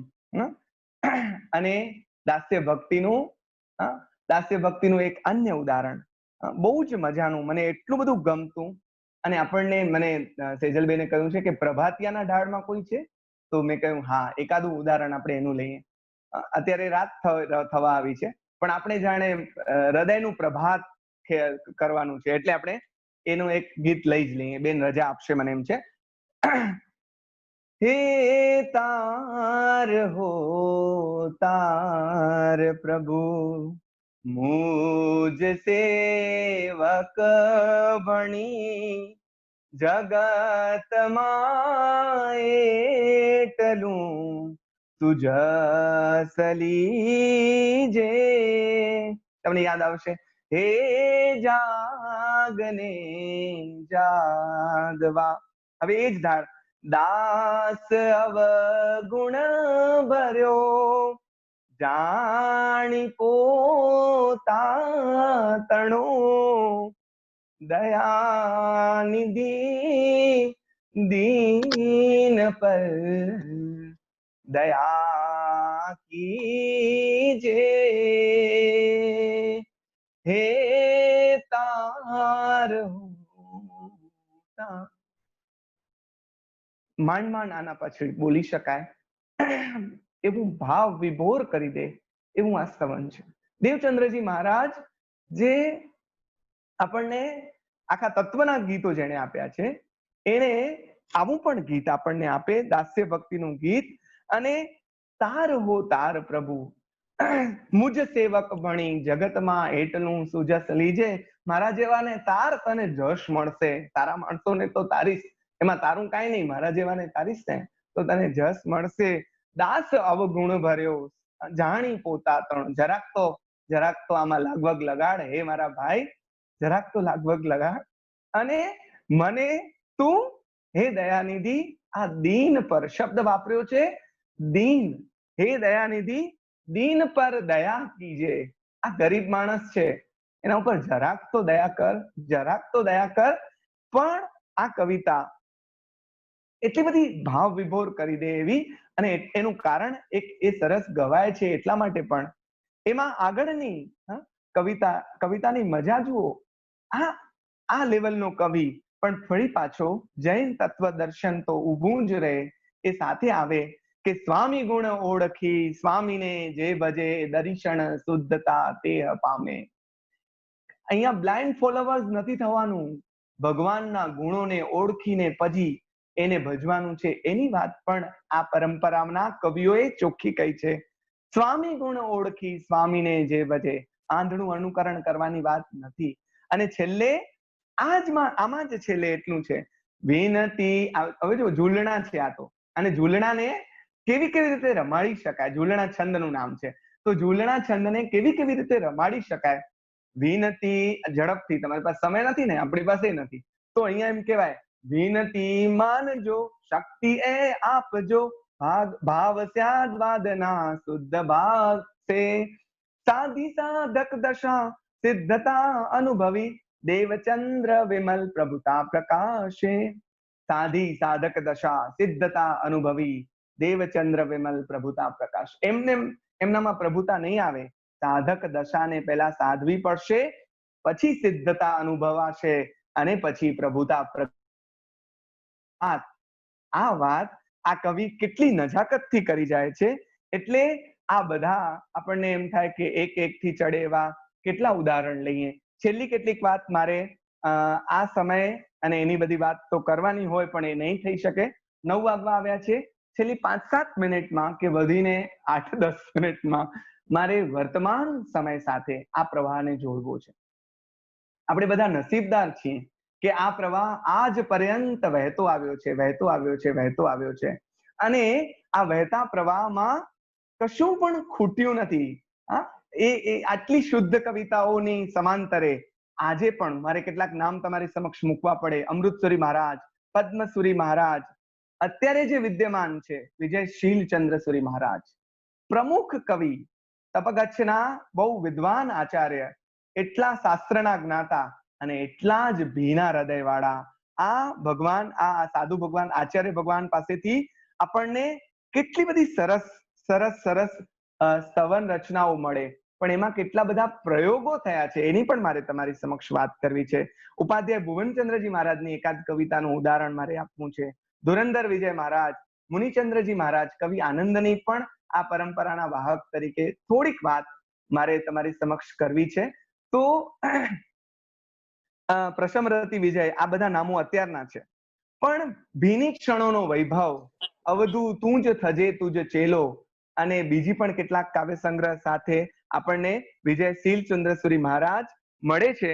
તો વિજયશીલચંદ્ર સુરી મહારાજે એક સરસ કાવ્ય સંગ્રહ આપ્યો, હમણાં જ તાજેતરમાં થોડા 1-2 વર્ષ પહેલા પ્રગટ થયો.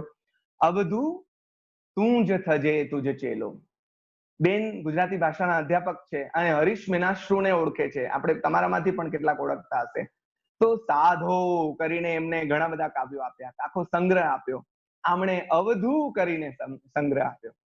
અવધુ, આખી કવિતા, લગભગ કવિતાઓનો આરંભ અવધુથી થાય. અને કેવી મજાની કવિતા. 1-2 ઉદાહરણ તમને આપું. ટાઇટલ જે છે એ અવધુ તું જ થજે તુજ ચેલો. જુઓ કેવી રીતે કવિતા, ભક્તિ કવિતા બદલાણી છે, અને છતાં એનો ઢાળ. હું બીજું પણ એમનું એક ઉદાહરણ આપવાનું લોભ નહીં ટાળી શકું. અવધુ તું જ, આ સાધુ કેવો સભાન છે એનું આપણને, અને પોતાની જાત પ્રત્યે પણ. અવધુ તું જ થજે તુજ ચેલો, બીજાને શા માટે ચેલા કરવાને તું ઘેલો, બીજાને શા માટે ચેલા કરવાને તું ઘેલો, અવધુ તું જ થજે તુજ ચેલો. હે અવધુ, હે અવધૂત, હે સાધુ, તું જ તારો ચેલો થા ને. પહેલા તો ભાઈ મારા તને તારી જાતને જ કેળવવાની છે. આપણે એ કેળવ્યા વિના અત્યારે અમે શિક્ષકો બિચારા એટલા ડંફાસ માર્યા કરીએ, કાંઈ આવડતું હોય નહીં, અને છતાં અમને એમ થાય કે વિદ્યાર્થીઓને કેટલું બધું શીખવાડી દેવું છે. તો આવો અવધુ કરીને એમનો આખો કાવ્ય સંગ્રહ. ક્યારેક નિરાંતે આ અર્વાચીન કવિઓ હમણાંના, એમના વિશે પણ બેન રજા આપશે તો ક્યારેક વાત કરીશું. પણ એમણે બીજો એક પ્રયોગ કર્યો. મારે તમને પ્રયોગોની વાત કરવી છે ખાસ સમય મર્યાદામાં. સુરેશ દલાલનું નામ મુંબઈ માટે અજાણ્યું નથી.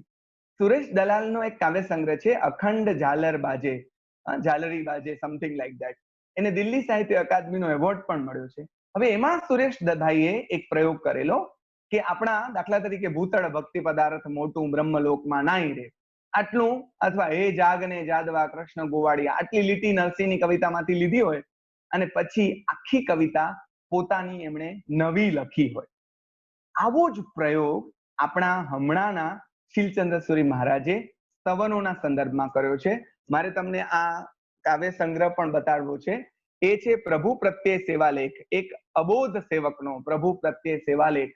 અને એમાં મેં જે શરૂઆતમાં ગાયું હતું, જગ જીવન જગવાલ હો મારું દેવીનો નંદલાલ રે, આ તો પહેલી લીટી લઈ લીધી. હા, અને પછી શરણાગત સેવક તણા દૂર કરો દુઃખ દ્વંદલાલ રે, જગ જીવન જગવાલો. એવા તો બીજા ઘણા બધા ઉદાહરણો મારે તમારી સમક્ષ મૂકવા હોય, પણ સમય રજા ના આપે આપણને. પણ મારે તમને ખાલી અછડતો પરિચય કરાવવો હતો કે આવી પણ કવિતાઓ, આવા પ્રયોગોની કવિતાઓ પણ આપણને મળે છે. શાંતિલાલ શાહ અને પ્રવીણ દેસાઈ, શ્યામજી માસ્તર જેવા શ્રાવકોએ પણ કેટલા બધા ગીતો રચ્યા અને ગવાયા છે, એની વાત કરીએ. અને અવધુ તું સજે તુજ ચેલોની વાત તો આપણે કરી. ઉપાધ્યાય યશો વિજયજી મહારાજની જે પરંપરા છે, એ પરંપરાએ અત્યારે આપણને ઉપાધ્યાય ભુવનચંદ્રજી મહારાજ, જે મારા ગુરુજન છે, એ મળ્યા છે. તો ઉપાધ્યાય ભુવનચંદ્રજી મહારાજનું ના ઘણા બધા, ઝરણું નામે એમનો કાવ્ય સંગ્રહ છે. અને 5 ભાષાઓમાં, હિન્દીમાં પણ એમણે લખી છે, સંસ્કૃતમાં, કચ્છીમાં, ગુજરાતીમાં, અંગ્રેજીમાં પણ કવિતા મળે. એકાદ ઉદાહરણ તમને હું આપીશ.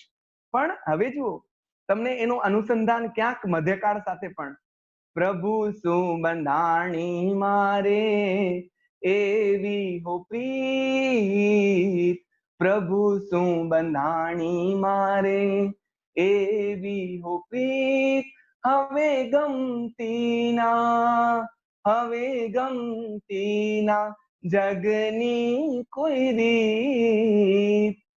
હવે જો તમને જગતની કોઈ રીત ગમતી નથી એવી આનંદ ગંજીની કવિતા, ગોવિંદો પ્રાણ અમારો રે જગ લાગ્યો અતિ ખારો રે એવી મીરાની કવિતા. આ બધું યાદ આવે એટલે લિંક હજી જોડાયેલી છે. આવું હજી કોકને લાગે છે. આપણે બધા નસીબદાર છીએ, આપણા સમકાલીનોને પણ લાગે છે. એમની ઝરણું કવિતા એટલી સરસ, એકલની પગદંડી પણ એટલી સરસ, અને બીજી પણ એમણે ભગવાનના 5 કલ્યાણકની પણ ઉત્તમ કવિતાઓ આપી છે. એમની બધાની વાત કરવા બેસીએ તો 1.5 કલાક એના માટે જ જોઈએ. પણ એમની અંગ્રેજીમાં પણ એક કવિતા તમને બધાને સંભળાવવાનું મને બહુ ગમશે. You are great, I am small, I know nothing, you know all. You are pure, I am pure, pure and sure let me be. Oh my Lord, look at me. Oh my Lord, look at me. Look at, એક નાનકડું બાળક, આપણો અંગ્રેજી ભણતો દીકરો દીકરી, નાનકડા ટેનામેના town town ભગવાનને પ્રાર્થના કરે તો કેવી રીતે કરે, એને પણ આપણા આ કવિએ વાચા આપી છે. અને એટલી સરસ રીતે વાચા આપી છે કે આપણને મજા પડી જાય. કે કવિતા જેનું નામ, એ જો એનું ભારણ લાગે ને તો એ કવિતા ન કહેવાય. જો તમને ભારેખમ લાગે, માથા ઉપર વજન જેવું લાગે, તો સમજવું કે આ કવિતા નથી. જે હૃદય સંસર્વી ઉતરી જાય એનું નામ કવિતા. આપણે આજે એવી કેટલીક કવિતાઓમાં, આપણે જેમ નાના હોઈએ અને વરસાદ પડ્યો હોય અને તમે બધા આમ કેમ છાબકલા મારીએ, પાણીમાં કૂદકા મારી, એમ આપણે કૂદકા માર્યા છે. આનંદ, કવિ આનંદ મુનિચંદ્રજી મહારાજ ની પણ એકાદ કવિતાનું ઉદાહરણ મારે તમને એટલે આપવું ગમશે કે એમણે અત્યારે જે ગઝલ લખાય છે એવી ગઝલો પણ લખી છે, ગીતો પણ લખ્યા છે. બીજા બધા આ કવિઓએ પણ આવા પ્રયોગો કર્યા છે અને ઘણી બધી સરસ સ્તુતિઓ, ઘણા સરસ ગીતો અત્યારે પણ આવી રહ્યા છે. એકાદ બહુ જાણીતું ઉદાહરણ, તમે જોનીભાઈ પાસે ત્યાં ગવડાવો ને તો મજા પડી જાય. પણ આ તો રમજાન પણ થોડુંક થોડુંક તો ગાય. સાત સમંદર ઉછળે જાણે મારી અંદર, સાત સમંદર ઉછળે જાણે મારી અંદર, લાગે આખી દુનિયા જાણે મારી અંદર, લાગે આખી દુનિયા જાણે મારી અંદર, સાત સમંદર ઉછળે જાણે મારી અંદર. આ અંદરની વાત, અંદર કાંઈક ઉછળી રહ્યું છે, અંદર કાંઈક થઈ રહ્યું છે. હાવ ટુ સી ઇનસાઇડ. ઉપાધ્યાય ભુવનચંદ્રજી મહારાજની વાત એ છે કે દિશા 11મી જ્યાંથી આ દિશા 11મી અંદરની દિશામાં વાત વળવાની વાત લાગે આખી દુનિયા પિંડેસો બ્રહ્માંડે આ બહુ મોટું જે તત્વ દર્શનનું સત્ય છે. આપણું ભારતીય દર્શનનું જે સત્ય છે કે પિંડેસો બ્રહ્માંડે અને એગમ જાણઈસો સર્વમ જાણઈ એકને જાણી લીધું એને સર્વને જાણી લીધું. એ પછી થશે એની શરૂઆત અહીંયાથી થશે. પેલા અંદર આવું કાંક અનુભવવાનું શરૂ થશે. લાગે આખી દુનિયા જાણે મારી અંદર. તો જો મિત્રો વાત એ છે કે આપણે બધાએ આ પરંપરામાં વહેવાનું છે, એનો આસ્વાદ માણવાનો છે, એનો પરિચય અહીંયા તો એક ટૂંકા સમયમાં 9:10 થવા આવી છે, મારી વાત સંકેલું છું, પણ આ બધા કવિઓની ભક્તિની જે વિનાશ છે, જે અંદરથી આ કવિતા કેમ આપણને અપીલ કરે છે, સૌથી મોટી વાત જે મારે તમને કહેવી છે તે આ છે કે why it is that much appealing because it has came from inside. આ કોઈ નાટક નથી. આ તમને બધાને કોઈ કાર્યક્રમમાં ભાગ લેવો હોય ને મારા જેવા કે સેજલબેન જેવાને કહો કે જરાક લખી દો ને પછી અમે લખી દઈએ, એ તમે વાંચો ને વટ પડાવો, એમાં વટ ન પડે મિત્રો. અંદરથી જેવું લાગે એવું બોલો ને. માં વિશે આપણે બોલવાનું હોય તો કોઈ સારા લેખક પાસે લખાવીએ. માં વિશે બોલવા માટે કોઈના પાસે લખાવાની જરૂર નથી. માને માત્ર વળગી પડવાની જરૂર છે, એના કપાળે જઈને ચુંબન કરવાની જરૂર છે અને એને કહેવાનું છે કે માં બસ, કાંઈ કહેવાની જરૂર, આંખો કહી દેશે. પણ આપણે તો જો આ સમજીએ તો આ કવિતાઓ આટલી અપીલિંગ એટલા માટે છે કેમ કે આ કવિતાઓમાં અનુભૂતિનું સત્ય છે. મીરાની એક કવિતાનું તમને હું ઉદાહરણ આપું. મીરાની કવિતા સાવ નાની બિચારી ગરીબડી કવિતા, કવિતા તરીકે ગરીબ, કાંઈ છે નહીં એમાં, કાવ્ય તત્વ જેવું કાંઈ નથી, સાદું સીધું. રામ રાખે તેમ રહીએ ઓધવજી, રામ રાખે તેમ રહીએ, આપણે ચીઠીના ચાકર છીએ, ઓધવજી રામ રાખે તેમ રહીએ. આપણે રામ રાખે તેમ રહીએ એવા માણસ છીએ, ઓધવજી રામ રાખે તેમ. હવે આ કવિતા કેમ આટલી અપીલિંગ લાગી? કેમ કે મીરા પહેલા રામ રાખે તેમ રહી, પછી એણે ગાયું કે રામ રાખે તેમ રહીએ. એટલે એ અનુભૂતિનું સત્ય છે. આનંદગંજી મહારાજ હોય, યશો વિજયજી મહારાજ હોય, દેવચંદ્રજી મહારાજ હોય, મોહન વિજય જેવા લટકાડા હોય, એ કેટલી સરસ પદાવલીઓ, એકથી એક ચડે એવી પદાવલી, એકથી એક ચડે એવી અભિવ્યક્તિ અનુભૂતિની છે ને, એટલે આપણને બહુ અપીલ કરે છે. તો મને એમ થાય છે કે આ ભાવ પ્રવાહમાં વહ્યા જ કરીએ, પણ અહીંયા આપણો ઈશ્વરનો પ્રદેશ નથી. જીસસને કોઈએ પૂછ્યું કે તમને ઈશ્વરનો પ્રદેશ આટલો વાલો કેમ લાગે છે, તો એણે એમ કહ્યું કે એટલા માટે કે ત્યાં સમય નથી. અહીંયા ઘડિયાળ આપણને ના પાડે છે, અટકવાની કહે છે, તો આપણે અટકીએ છીએ. પણ ફરી ક્યારેક આવા કોઈ સંદર્ભો સાથે મળીશું ત્યારે વિશેષ વાતો કરીશું. આ તો મેં તમને કેટલાક મને હૃદયમાં અપીલ કરી ગયેલા ઉદાહરણોની થોડી ઘણી આછી સમજ પ્રમાણેની વાત કરી છે. આખરે કવિતા સમજવાની નથી હોતી, ભીતર એના ભાવ પ્રવાહને સંવેદવાનો હોય છે. આપણે બધા જ્યારે એને સંવેદતા થઈશું ત્યારે એનો ખરો આનંદ માણતા થઈશું. મને અહીંયા આવવાની અને તમારા બધા જેવા સુગ્ન ભાવકોની વચ્ચે વાત કરવાની જે તક મળી છે એ બધા માટે મારા પરમ સ્નેહી બેન ડોક્ટર સેજલબેન શાહનો જેટલો આભાર માનું એટલો ઓછો છે. કારણ કે આ બધા સ્તવનો એટલા બધા મને ગમે છે અને એ બધામાંથી ફરીથી એકવાર પસાર થવાની એમણે તક આપી છે. તો એમનો, આયોજક તમામ ટીમનો અને સૌ આપ જેવા સુગ્ન શ્રોતાઓનો આભાર માની અને મારી વાતને અહીંયા સંકેલું છું.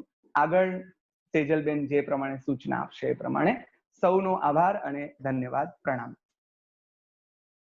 અદ્ભુત રમઝાનભાઈ, જેટલા શબ્દોમાં મારે વખાણ કરવા હોય તો બધા જ શબ્દો ઓછા પડે, એટલે એક માત્ર વાત કરીશ, તમારી જ વાત તમને કહીશ. You are great, we are small, you are really pure.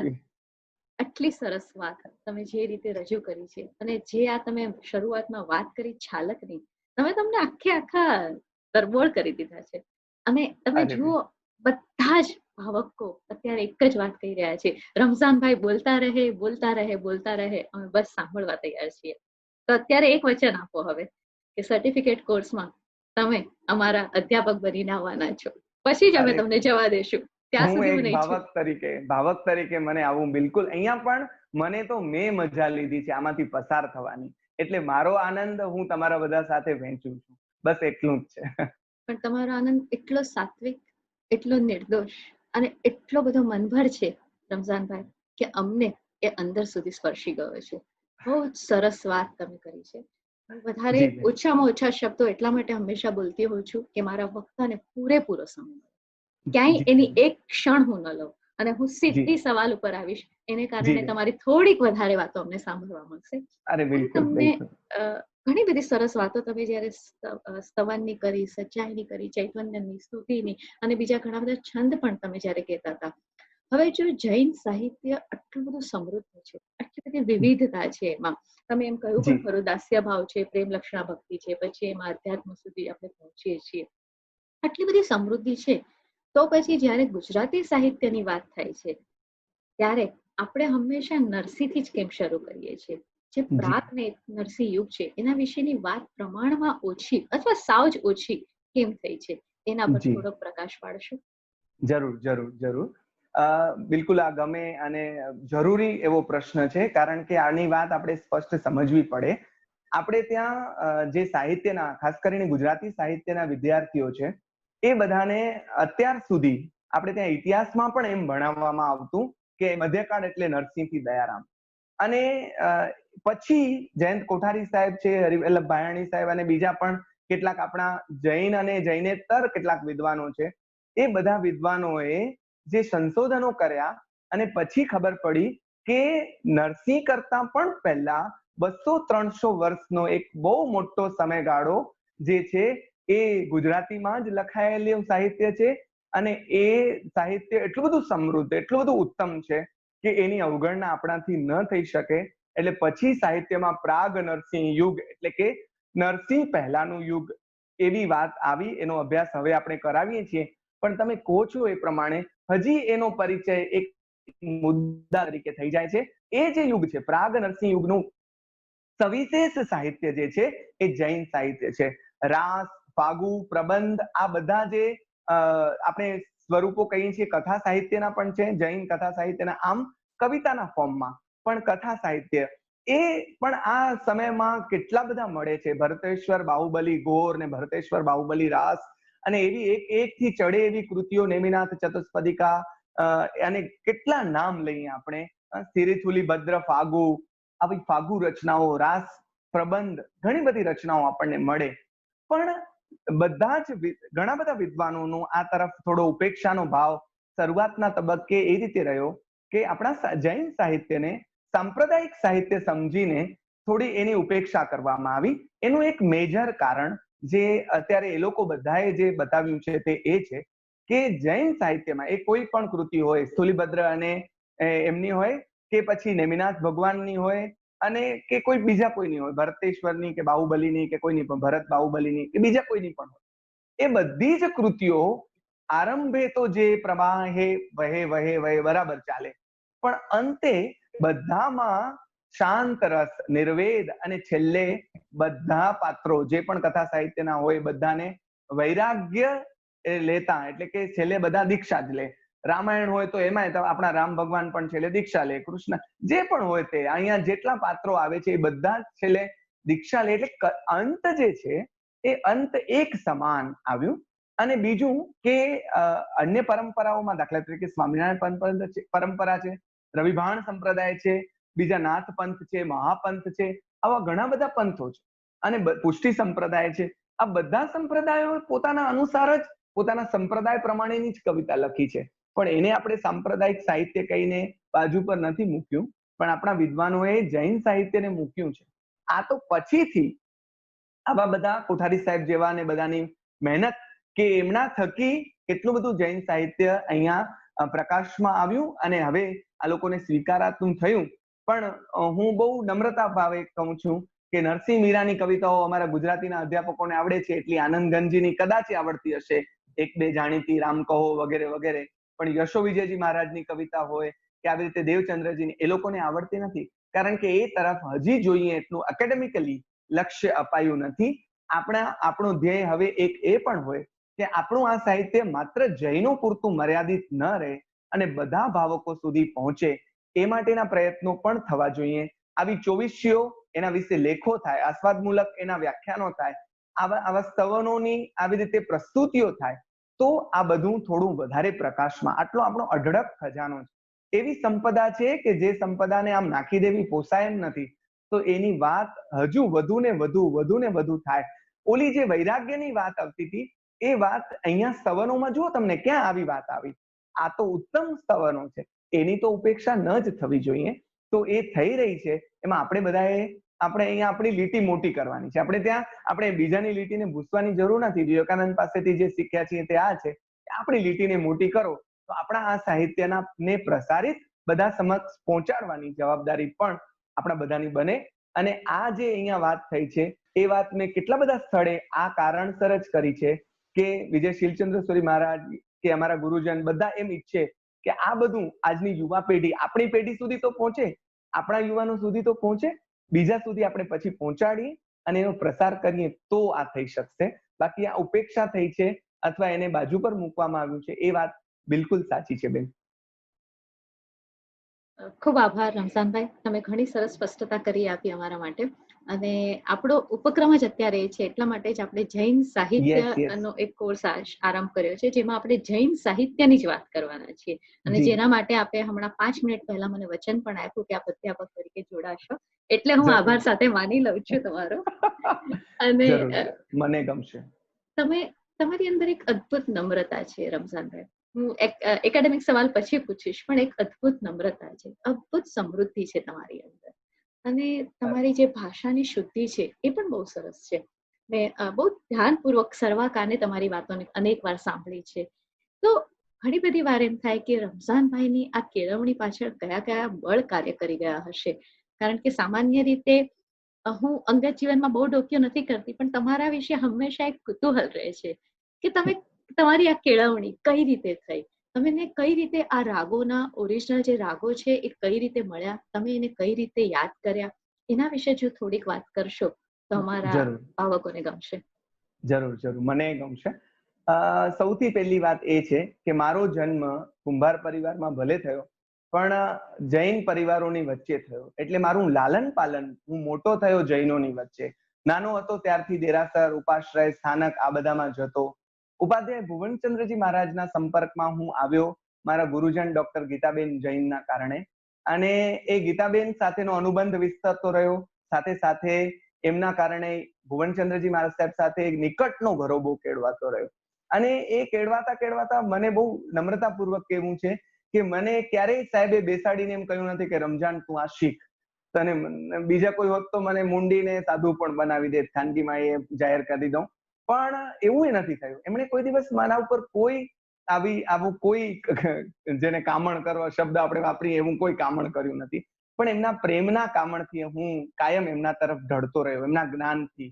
અને એમની સાથે આપણે ત્યાં ઉપનિષદ એવો શબ્દ ગુરુ શિષ્યના સંદર્ભમાં વપરાય છે. તો મારે એમની સાથે ઉપનિષદ રચવાનું આવ્યું છે. ઉપનિષદ એટલે ગુડા પર ગુડો રાખીને બેસીને આપણે જે વાત શીખીએ.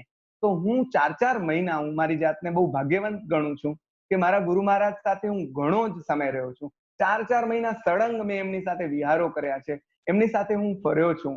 દેરાસરજીમાં સવાર સાંજ હું દેરાવાસી પરંપરા સાથે વિશેષ અનુબંધિત રહ્યો. એટલે દેરાવાસી પરંપરામાં સવાર સાંજ ભગવાનની સામે જઈ અને જે શ્રાવકો હોય એ તો પૂજા અર્ચના કરે, પણ સાધુ ભગવાન ચૈત્ય વંદન તો કરે. અને મહારાજ સાહેબ સાથે જઈએ એટલે મહારાજ સાહેબને પણ સંગીતનો એટલો જ શોખ અને એટલા સરસ સ્તવન ગાય. તો હું એમની પાસે બેઠો હોઉં, મારા હાથમાં ચોપડી પકડાવી દે અને પોતે સ્તવન ગાતા જાય, મારે એમની પાસે ગાવાનું. એ ક્રમ એવી રીતે આગળ વધતો રહ્યો. અને અનાયાસ સહજ મિલાસો દૂધ બરાબર, માંગ લિયાસો પાણી, એની જેમ સહજ થાય એની મજા વધારે હોય છે. એટલે હું સહેજે મને આ સ્તવનો એટલા બધા ગમતા ગયા. અને અનાયાસ મને ગાવું બહુ ગમતું પહેલા, હજી પણ ગમે. અવાજમાં હવે ઘણો ફરક પડ્યો. પહેલા તો હું બહુ મધુર મીઠું ગાઈ શકતો. અમારા સાહેબ એમ કહેતા, અંદર હું વર્ગમાં ગાતો ત્યારે કે અને બહાર કોઈ જાહેરાત થાય તો એમ કે અંદર કઈ છોકરી ગાઈ રહી છે, હું પણ હસવા ખાતર સાહેબ કહેતા. એટલું તીણું પણ ગાતો. પણ મહારાજ સાહેબ સાથે ગાતા આ બધા સ્તવનો હૃદયસ્થ થતા ગયા. અને મને એમ થાય કે એટલા બધા આ અનુભૂતિના સ્તવનો, એટલે એની અનુભૂતિ જયારે ગાઈએ ને ત્યારે વિશેષ અનુભવાય. અને મહારાજ સાહેબને મેં શીલચંદ્ર સુરી મહારાજ સાથે અમે જઈએ, બેઠા હોઈએ, અને એ તો શાસ્ત્રીય ઢાળમાં ગાય એટલે આપણે જો આંખો બંધ કરીને સાંભળીએ તો આપણને એમ થાય કે જાણે ભગવાનની સાક્ષાત એના દરબારમાં બેઠા હોઈએ એવું અનુભવાય. આ હું સહેજ પણ અતિશયોક્તિ કે ચમત્કૃતિ ને એવું બધું બતાડવા માટે નથી કહેતો, પણ આ બધાનો જે સત્સંગ છે જુદા સંદર્ભમાં, આ મને આ બધા સ્તવનો સુધી લઈ ગયો. અને તમે જે કહ્યું અભિવ્યક્તિની જે વાત છે, અભિવ્યક્તિ મને મળી છે મારા પરમ ગુરુજન ડોક્ટર દર્શનાબેન ધોળકિયા પાસેથી. દર્શનાબેન અમારો વર્ગ લે ને એટલે તમે એ વર્ગમાં વિષય ગમે તે હોય, પણ દર્શનાબેન વર્ગ લે તો તમને અઘરામાં અઘરો વિષય પણ તમે એના પ્રેમમાં પડી જાઓ. એટલે એમના તો અમે રીતસર ચાળા પાડીએ. પેલા ભણતા ને ત્યારે અમને એમ થાય બેન જેવું બોલતા ક્યારે શીખીએ, એમના પગની રજ પણ થઈ શકીશું તોય ઘણું થશે. પણ એવા બેનને કાયમ સાંભળ્યા છે એટલે અત્યારે તમને રમજાનની અંદર દર્શનાબેન બોલતા સંભળાતા હશે. મારો લહેકો, મારી વાત કરવાની રીત, આ બધું જ અમને દર્શનાબેને આપ્યું છે. એટલે હું આ ત્રણેય ગુરુજનોનો ઉપકાર મારા માથે ચડાવું છું. અને એના એક ટપાલી તરીકે જ હું કાયમ કહેતો હું, કવિ તેજની કવિતા છે કે સફરજા માંગણા ને મુસાફર જો મરો હલકારે જે કોથરે ને પંજો કરો. એટલે મારા પોટલામાં, ટપાલીના પોટલામાં બિચારું પોતાનું કાંઈ નથી, એની લાણી મેં મારી યથા સમજ કરી છે. એટલે આ મારા સદનસીબ છે એટલું ચોક્કસ. કેટલી સરસ વાત કરો છો. તમારા જીવનમાં આરંભથી જ ગુરુનો મહિમા બહુ જ રહ્યો છે અને આપ એ પરંપરાને જે રીતે સ્વીકારી છે, આપ હંમેશા એની વાત પણ કરતા રહ્યા છો. મને ઘણી વાર એમ થાય કે ભારતીય સંસ્કૃતિને તમારા જેવા એક પ્રતિનિધિની ખાસ જરૂર છે કે જેને પોતાના ગુરુને આ માન સન્માન આપ્યું છે. અને કદાચ એને જ કારણે આપણે આ જગ્યા, આ સ્થાન પ્રાપ્ત કરી છે, આ સહજતા પ્રાપ્ત કરી છે.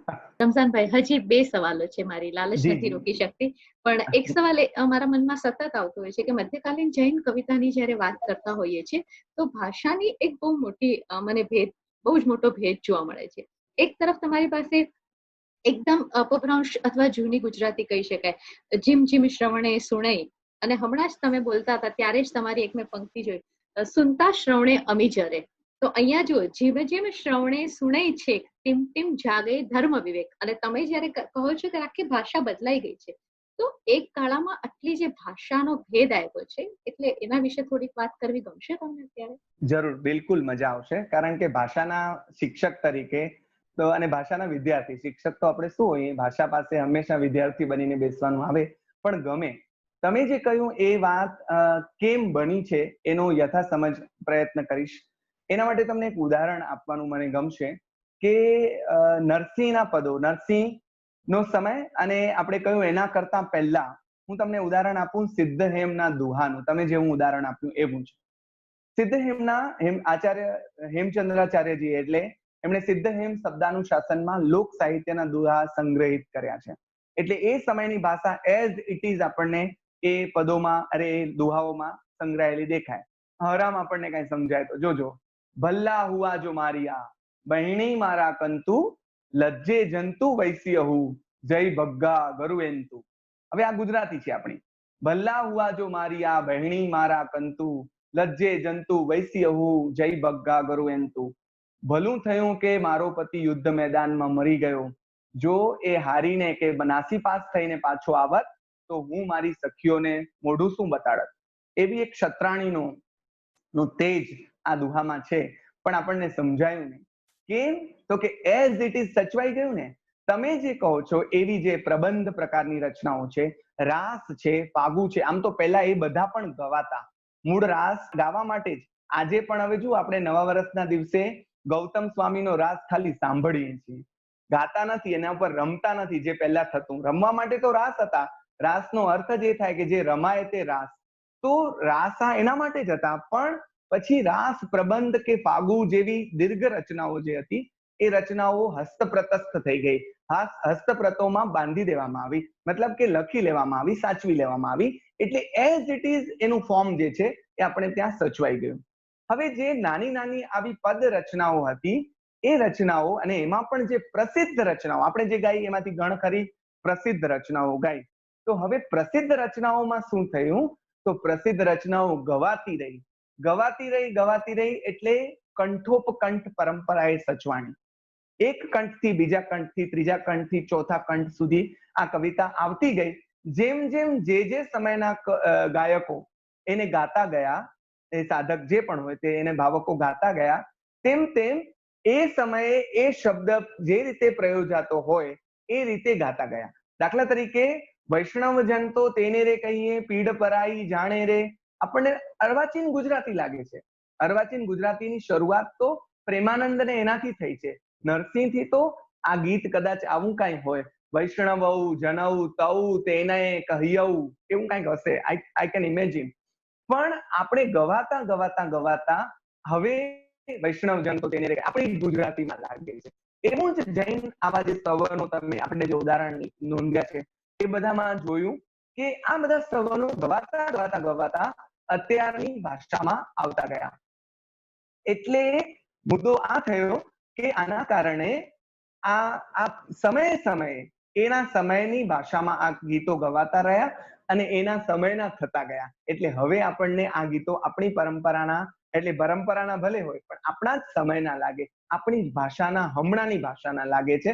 એનું એક કારણ કંઠોપકંઠ પરંપરા. જો એ હસ્તપ્રતોમાં એમને એમ ધરબાઈ ગયા હોત, આ તો મજાનું છે. ભાષા તો સતત પરિવર્તનશીલ છે. એની વ્યાખ્યાઓને આપણે જયારે ક્યારેક બીજા કોઈ તાસમાં સમજાય, પણ ભાષાની પરિવર્તનશીલતાનું આ ઉત્તમ ઉદાહરણ આપણને મળે.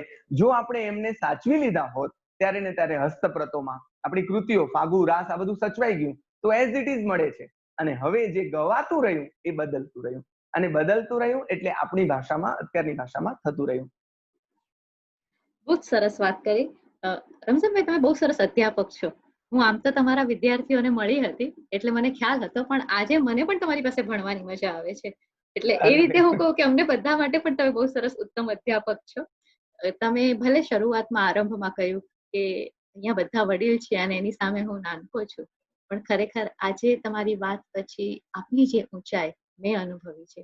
કદાચ જૈન સાહિત્ય એકેડમી અને કજે સોમૈયા કોલેજ દ્વારા ચાલતી આ વ્યાખ્યાનમાળામાં મારા એકમાત્ર વક્તા કદાચ એવા છે કે જે વાત કરતી વખતે રડી પડે છે.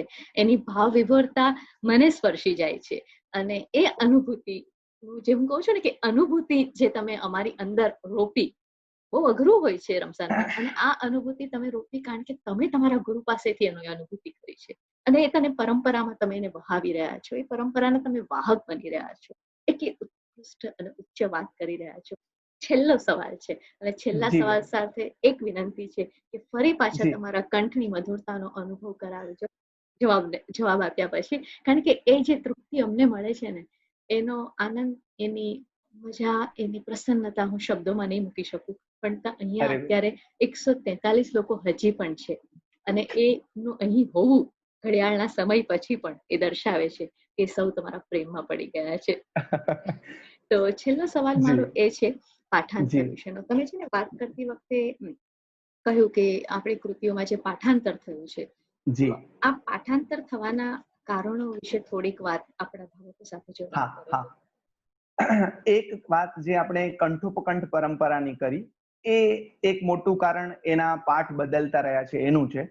બીજું એક સૌથી મોટું કારણ, ટૂંકમાં જવાબ આપવાનું છે, એટલે એ મધ્યકાળનું સાહિત્ય આપણે બધા જાણીએ છીએ તેમ હસ્તપ્રતોમાં સચવાયું છે. હવે હસ્તપ્રતોમાં લખી કોણે? તો જેના માટે આપણે શબ્દ વાપરીએ છીએ લહિયાઓએ.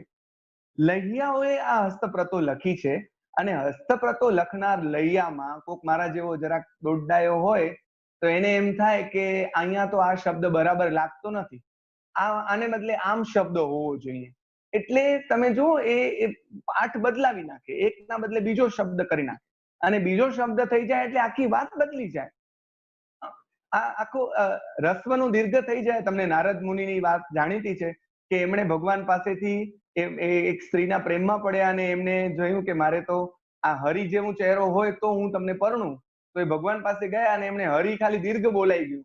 તો ભગવાને કહ્યું તથાસ્તુ, ને એમનું મોઢું વાંદરા જેવું થઈ ગયું. રસ્વ અને દીર્ઘનો તો કેટલો બધો ફરક જે છે, એવી કથા આપણને એટલા માટે કે આ રસ્વ દીર્ઘમાં કેટલી બધી, તો આવી ભૂલો, રસ્વ દીર્ઘની તો નાની કહેવાય, પણ ઘણીવાર કોઈ લઈઓ પોતાની રીતે આવા કોઈ ફેરફાર કરે, પછી શરત ચૂકથી એનાથી કંઈક ભૂલ થઈ જાય, પછી એક કવિના બદલે બીજા કવિના નામે પણ ઘણીવાર કવિતા ચડી જાય, પાઠાંતરો થઈ જાય એક પાઠને બદલે.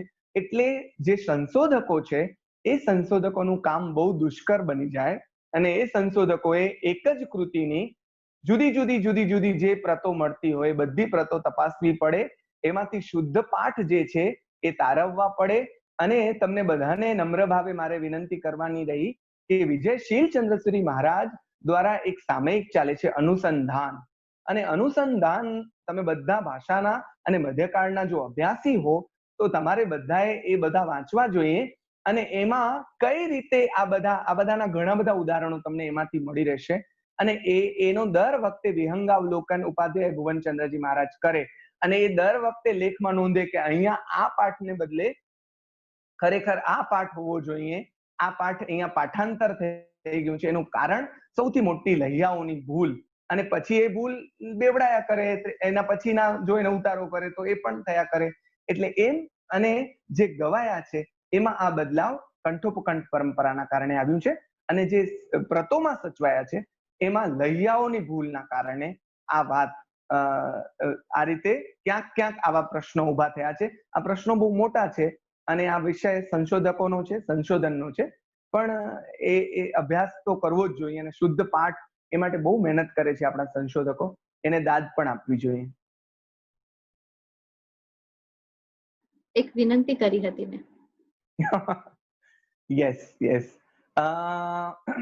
તમારું સૌથી ગમતું પદ સ્તવન, તમને જે ગમતું હોય તે સૌથી એટલે હવે તમે જો કહ્યું છે ને તો બેન, હું જ્યારે આ સ્તવનોમાંથી મારે જે પહેલી વખત આ સ્તવનો વિશે વાત કરવાની થયેલી ત્યારે 6 મહિના સુધી આ સ્તવનોનો ઊંડાણપૂર્વક અભ્યાસ, તમે રાત દિવસ જ્યારે જુઓ ત્યારે હું આ સ્તવનો લઈને બેઠો હોઉં. મહારાજ સાહેબ પાસે ગયો હું, અમારા સાધ્વીજી મહારાજ સાહેબ પાસે ગયો હું અને એમને પૂછું કે આનો રાગ, આનો મર્મ, આનો ભાવ, આનો આ અર્થ શું કરો, આનો આ સમજાવો વગેરે વગેરે.